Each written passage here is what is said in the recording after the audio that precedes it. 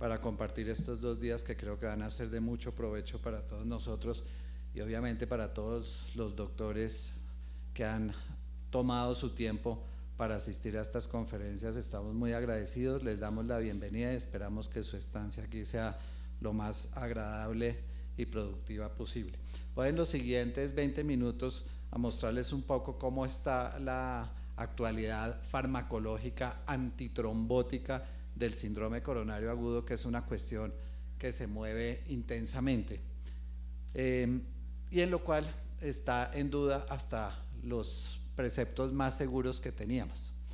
Entonces todos sabemos que estos síndromes coronarios agudos se producen por la ruptura y por la erosión de una placa arteriosclerótica que va a generar la activación de dos sistemas, el de la agregación y la adhesión plaquetaria y el de la coagulación. Entonces esto, dependiendo del grado de obstrucción de la arteria, nos puede llevar a síndromes coronarios con o sin supradenivel del segmento ST, con una variedad de riesgos muy amplia. Por ejemplo, aquí en el síndrome coronario sin supradenivel del ST, dependiendo de los marcadores de riesgo que contemos, la posibilidad de que ese paciente termine con un infarto, con muerte o con revascularización urgente puede ir desde el 4% hasta el extremo de pacientes que tienen un 40% de este chance.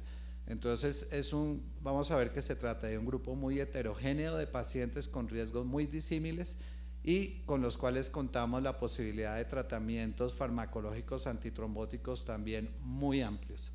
Entonces vamos a tener que estar cada vez más y más informados y saber manejar muy bien cuáles son las características de cada uno de ellos para poder tomar las mejores decisiones. Definitivamente, en la actualidad la estrategia invasiva para manejar el síndrome coronario agudo tiene reconocidas ventajas y es lo que estamos haciendo, pero entonces esto toca combinarlo con el resto de tratamiento, como es el monitoreo, como es la antiagregación plaquetaria con aspirina, clopidogrel, prasugrel, Agrelor, antitrombínicos como heparinas, fundaparinox, heparina no fraccionada, vivalirudina, puede haber incluso antiagregantes plaquetarios endovenosos, la utilización de las medicaciones antiisquémicas, inhibidores de glicoproteína 2B3A, estatinas, inhibidores de enzima convertidora, etcétera. Todo eso combinado con los dispositivos y con los medicamentos que se utilizan en las salas de hemodinamia para tratar estos pacientes. Entonces veamos en qué estamos. En antiagregantes plaquetarios, pues el pilar por el momento sigue siendo la aspirina, con una reducción aproximadamente del 50% en muerte en pacientes que eran tratados con angina inestable, o sea, en proporción, digamos, tiene la capacidad más grande de disminución de eventos, según estos estudios ya muy antiguos del doctor Valentin en 1991. A pesar de todo el tiempo que se ha utilizado la aspirina, hasta hace muy poco se terminó consolidando el conocimiento que realmente la aspirina tiene que darse a dosis, o debe darse a dosis bajas.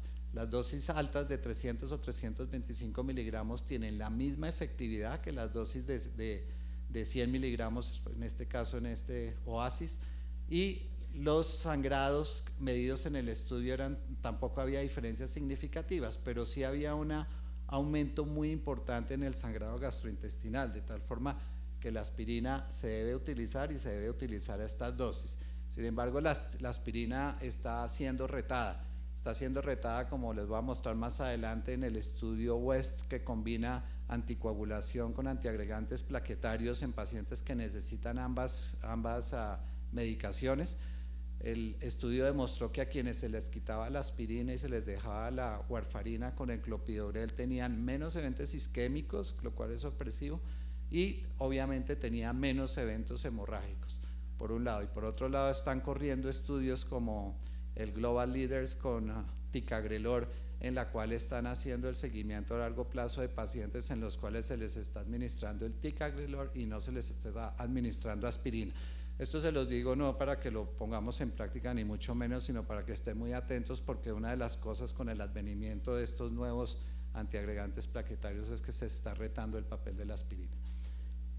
La aspirina la adicionamos entonces en este caso inicialmente con el clopidogrel para lograr la inactivación de la expresión de los receptores de glicoproteína 2B3A, el sustento y la evidencia del clopidogrel en el síndrome sin supranivel del ST estuvo dado en el estudio CURE con más de 12.000 pacientes, en los cuales se les administraba la mitad aspirina y placebo, a la otra mitad aspirina y clopidogrel. Esto se les administraba durante 9 a 12 meses y demostró una disminución significativa del 20% del riesgo relativo en la aparición de eventos como muerte cardiovascular, infarto o accidentes cerebrovasculares. A un costo que se paga con toda sustancia anticoagulante, digamos, y esto es lo importante, lo que hay que cuadrar es el equilibrio neto entre el sangrado y el beneficio antiisquémico. En el estudio que hubo un aumento en la incidencia de sangrado, pero el beneficio clínico neto era favorable.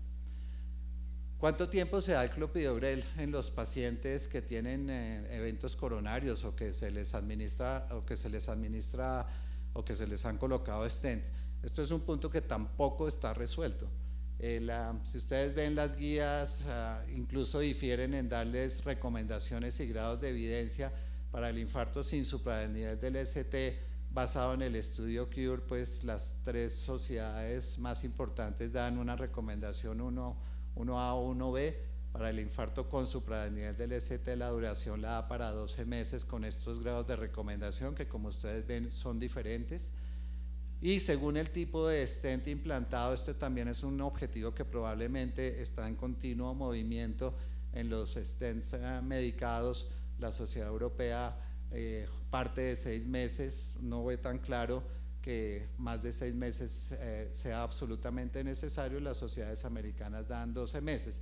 Por datos recientes de que con 6 meses de antiagregación plaquetario en algunos stents, la trombosis tardía del stent era muy rara.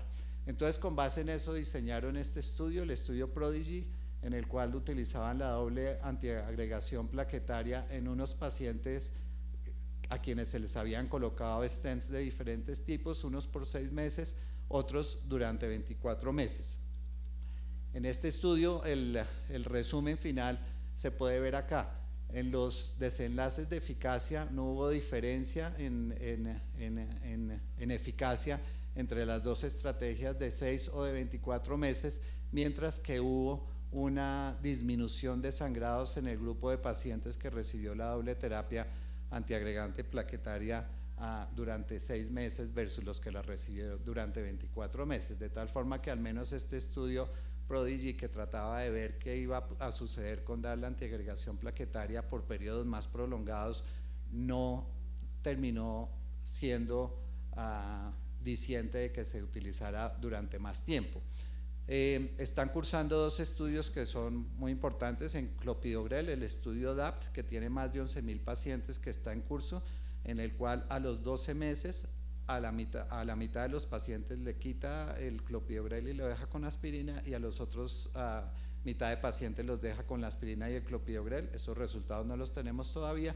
Y en cuanto a duración de antiagregación plaquetaria, el estudio Pegasus, en el cual muchos de ustedes están participando, está probando también el ticagrelor en una situación de continuidad prolongada en prevención secundaria. Entonces, como les digo, la duración de estas dobles antiagregaciones plaquetarias es una cuestión que tampoco es absolutamente definitiva.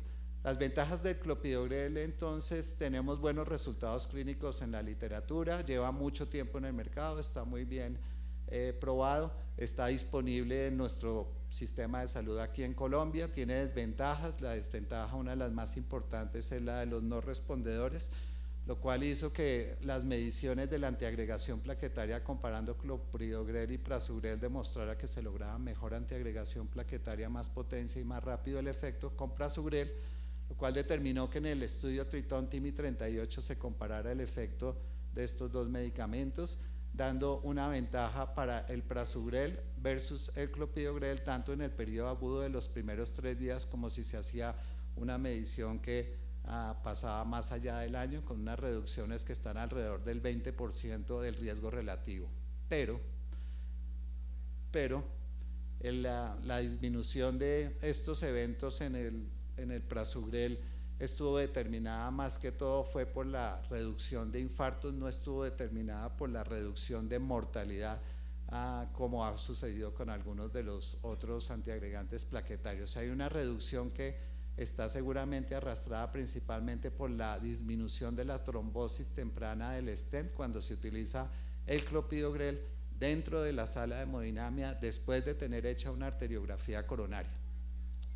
Y digo esto ¿por qué? Porque hay dos estudios, el Trilogy en síndrome coronario agudo, que trató de ver si el prasugrel tenía cabida en pacientes ya no dentro del ámbito de un laboratorio de hemodinamia, sino tenía cabida entre los pacientes que se dejaban en tratamiento médico comparándolo con clopidogrel.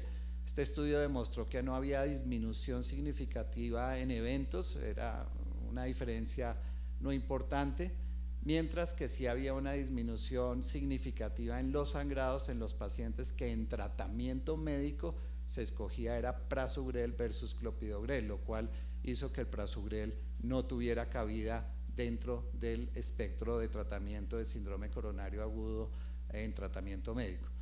Y muy recientemente, menos de un mes, está la publicación de la COAST, en el cual se trató de seguir otra estrategia a ver si se podían mejorar los resultados de estos pacientes administrándoles no los 60 de bolo, sino 30 antes de la arteriografía coronaria, después se les administraba los otros 30 y después se les hacía la intervención coronaria percutánea, versus el grupo de control en el cual se les daba el tratamiento habitual, que es hacer primero la arteriografía coronaria y después sí administrarles el prasugrel. Este estudio fue detenido por el Comité de Monitoreo de Datos en noviembre del 2012 porque se asoció con un riesgo de sangrados mayores que hubo necesidad de detener el estudio. Aquí vemos los desenlaces de eficacia, no había diferencia entre el grupo que se les pretrataba con 30 miligramos, mientras que los sangrados eran mayores en el grupo de pacientes a los cuales se les había administrado 30 miligramos antes de la coronariografía. Entonces, en cuanto al prasugrel, ventajas de tercera generación, tiene una iniciación más rápida que el clopidogrel, es más potente, tiene un nicho de pacientes en los cuales puede funcionar bastante bien como los pacientes diabéticos, los pacientes que están con un infarto en evolución, tiene una marcada disminución de trombosis del stent, tiene desventajas, es también irreversible, hay también que parar si se va a hacer una cirugía hay que esperarse de 5 a 7 días antes de sangrar o antes de realizarla para evitar el sangrado. Hay reportes de no respondedores y está limitado a pacientes que no tengan antecedentes de accidentes cerebrovasculares, que no pesen menos de 60 kilos o en pacientes mayores de 75 años no se debe utilizar. Con esto seguimos avanzando y pasamos a otro antiagregante plaquetario, el ticagrelor, el cual está probado en este estudio, que es el estudio Plato, en el cual tomó a los pacientes con síndromes coronarios tanto con como sin supranivel del ST, exceptuando los trombolizados. Los trombolizados nada tienen que ver acá y no les vayan a administrar ticagrelor a pacientes con trombolisis. A la mitad les administra clopidogrel, a la otra mitad les administra ticagrelor, y los resultados que obtiene es que hay una reducción que es aproximadamente del 16% del riesgo relativo en el desenlace compuesto de muerte cardiovascular, infarto o accidente cerebrovascular, con una cosa muy importante, es que aquí sí se bajó la mortalidad tanto de tipo cardiovascular como la total en los pacientes tratados con ticagrelor versus los pacientes tratados con clopidogrel, y también hubo reducción en la incidencia de infarto con un aumento más pequeño de incidencia de sangrados. Entonces, con el ticagrelor podríamos decir que las ventajas son que tiene una inhibición reversible, aunque para una cirugía toca esperar igualmente entre 3 y 5 días para hacerlo. Hay menos sangrados, disminuye la mortalidad total, que no estaba demostrado con las otras. Y desventajas, tiene algunos efectos secundarios la disnea que aparece en más o menos 10% de los pacientes, que no tiene consecuencias graves, pero pues los síntomas en algunos pacientes son tan molestos que hay que suspenderlo. Se podría disminuir advirtiéndoles que se tomaran un café un rato después de haberse tomado el ticagrelor. Puede producir algo de bradicardia por su acción sobre adenosina, puede producir un mínimo incremento de creatinina, el cual desaparece cuando se suspende el ticagrelor, y alguna desventaja podría ser la necesidad de utilizar una doble dosis. Entonces, en todo esto, ¿en qué quedamos? Quedamos en que el clopidogrel no ha salido del campo de acción. En los pacientes que tienen alto riesgo de sangrado y bajo riesgo de trombosis, probablemente la mejor elección es darles aspirina clopidogrel. Pero en pacientes que tienen alto riesgo isquémico, diabéticos, con historia de trombosis, esos pacientes se van a beneficiar más de la asociación de la aspirina con alguno de estos nuevos antiagregantes plaquetarios. Y hay más en antiagregación plaquetaria porque las plaquetas se pueden también estimular por los receptores PAR1, que estos son estimulados por la trombina. Se probó en un estudio en el Tracer el Vorapaxar, que es un inhibidor de este receptor de trombina. Este estudio tuvo que ser detenido porque se aumentó el riesgo de sangrado en la fase aguda del síndrome coronario agudo. Sin embargo, esta misma sustancia del Vorapaxar se probó en este estudio, en el TRA2P, en el cual en prevención secundaria y ya por un periodo más prolongado, saltándose la fase aguda, no en fase aguda, se administró en esta forma, la mitad Vorapaxar 2.5 miligramos al día, la otra mitad placebo, y se encontró que había una disminución en el desenlace compuesto de muerte cardiovascular, infarto o accidentes cerebrovasculares entre quienes recibían por Vorapaxar versus los que recibían placebo, pagando el costo de aumento de sangrados clínicamente significativos, como se ve en esta diapositiva. Esto no ha obtenido todavía la aprobación de la FDA, precisamente en parte desencadenado por el aumento de costos que tiene. Produjo una disminución de riesgo de muerte cardiovascular en el grupo tratado con Vorapaxar, principalmente en la cohorte de pacientes que habían ingresado al estudio padeciendo o teniendo historia previa de un infarto agudo del miocardio. Entonces tenemos que estar atentos qué termina pasando con el Vorapaxar, que como les digo no tiene todavía aprobación de estas entidades. Les mencioné al principio el estudio West, que en el estudio West tomaron pacientes que necesitaban anticoagulación con warfarina, con Coumadin, y a una mitad de estos pacientes les administraron 75 miligramos de clopidogrel sin aspirina. Los pacientes además tenían stents o medicados o convencionales, y a los otros les dieron la triple terapia. Esto produjo un aumento de un 44% de incidencia de sangrado en el grupo de la terapia triple versus los que recibían solamente warfarina y clopidogrel, de tal forma que es un estudio que su potencia y su tamaño de muestra no es suficiente para volverse una recomendación clase 1, pero definitivamente tenemos que estar atentos al respecto. En cuanto a la terapia antitrombínica, saliéndonos de los antiagregantes plaquetarios, entonces disponemos de no fraccionada enoxaparina, fundaparinox, bivalirudina. La mayor evidencia y lo que más estamos usando aquí son la enoxaparina, con evidencia en múltiples estudios. La enoxaparina en síndrome coronario sin supradenivel del ST en el estudio de SENS hace ya muchos años, cuando no se utilizaban otros antitrombínicos y cuando no se iban los pacientes a las salas de hemodinamia, mostró su beneficio. Después, cuando se combinó con inhibidores de glicoproteína 2B3A, se pudo demostrar que se podría combinar igualmente que con la heparina no fraccionada. Y ya cuando pasó el tratamiento del síndrome coronario agudo a las salas de hemodinamia, en el estudio Synergy nos dejó una lección muy importante que es uno de los mensajes que son para llevar, y es que no se deben hacer switches de heparinas durante el tratamiento de un paciente con síndrome coronario agudo. Si el paciente en el servicio de urgencias por X o Y razón se le puso un tipo de heparina, ese mismo tipo de heparina debería ser el que se utilice en la unidad coronaria y en la sala de hemodinamia en la medida de lo posible. Habría una excepción: los pacientes que vienen siendo tratados con fundaparinox. El fundaparinox no produce suficiente protección para la trombosis de los catéteres en las salas de hemodinamia. El fundaparinox, ¿qué evidencia tiene? Tiene una evidencia muy fuerte en el OASI 5 en pacientes sin supradenivel del ST y en el OASI 6 en pacientes con supradenivel del ST.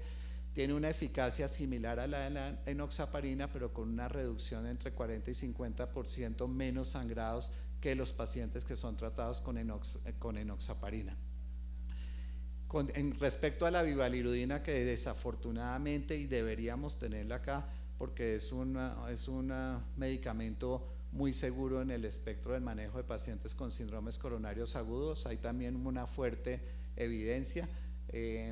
En el estudio Acuity, comparando la estrategia de darle vivalirudina sola, que sola no es tan sola porque es vivalirudina con la terapia antiagregante plaquetaria, y comparando esta estrategia con la estrategia de combinar heparina no fraccionada con inhibidores de glicoproteína 2B3A, lo que demostró era que el efecto clínico neto de la utilización de vivalirudina con clopidogrel era mejor que la utilización de heparina con inhibidores de glicoproteína 2B3A. Para terminar, los nuevos anticoagulantes orales, ¿qué papel juegan por acá, por este lado de los síndromes coronarios? En el apixaban, en el APRISE-2, este estudio tuvo que ser detenido. En la fase aguda, la administración de apixaban incrementó los sangrados y el estudio hubo de ser cancelado. La protección, el desenlace de eficacia era mientras que el desenlace de seguridad era un aumento del sangrado en forma significativa.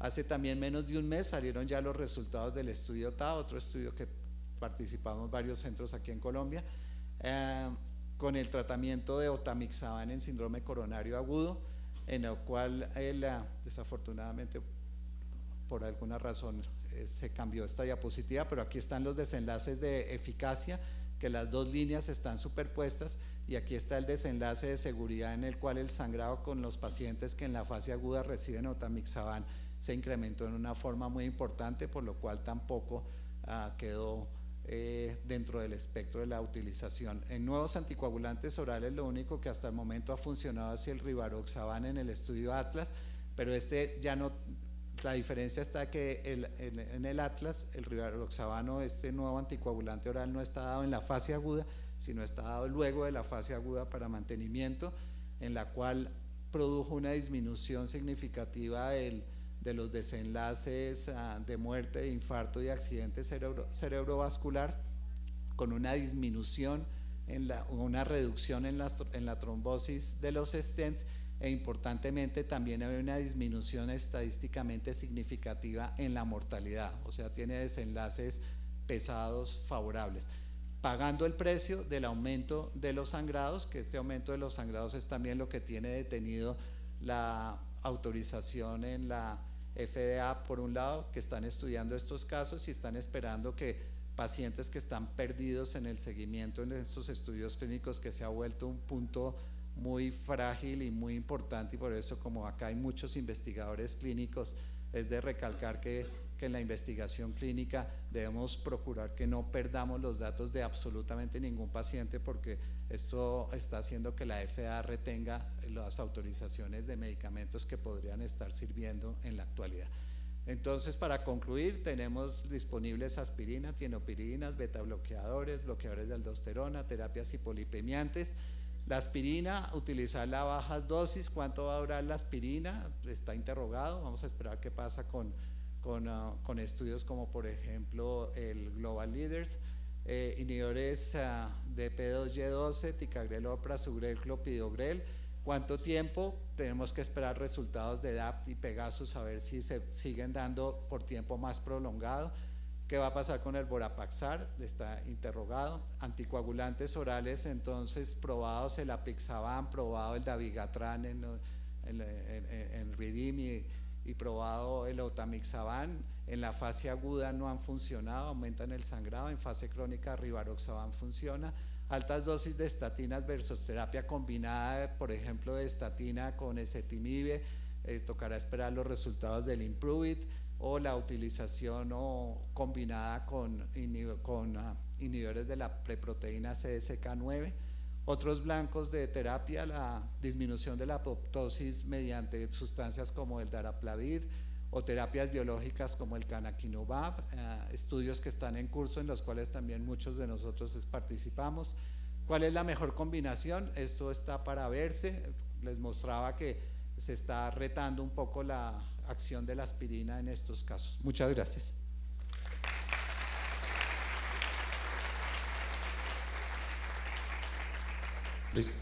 Muchas gracias, doctor Izaza. Si hay alguna pregunta.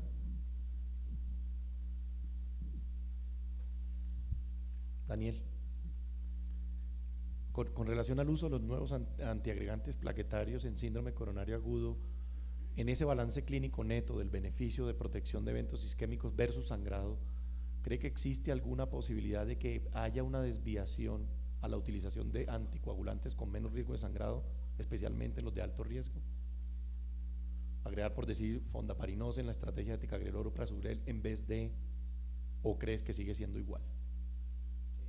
La combinación de antitrombínicos en la fase aguda combinado con esto, realmente, digamos, la evidencia en este momento de lo que le parecería a uno con todos los estudios lo más seguro es la bivalirudina. Por eso estaba mencionando que deberíamos tener bivalirudina acá, desafortunadamente no la tenemos. Ya la combinación específicamente de cada uno de ellos con diferentes antitrombínicos, desafortunadamente pues no existen estudios clínicos directamente hechos en esa dirección, pero definitivamente en la terapia antitrombínica hay sustancias antitrombínicas más seguras que otras, y hacia eso es a lo que nos debemos ir. Gracias.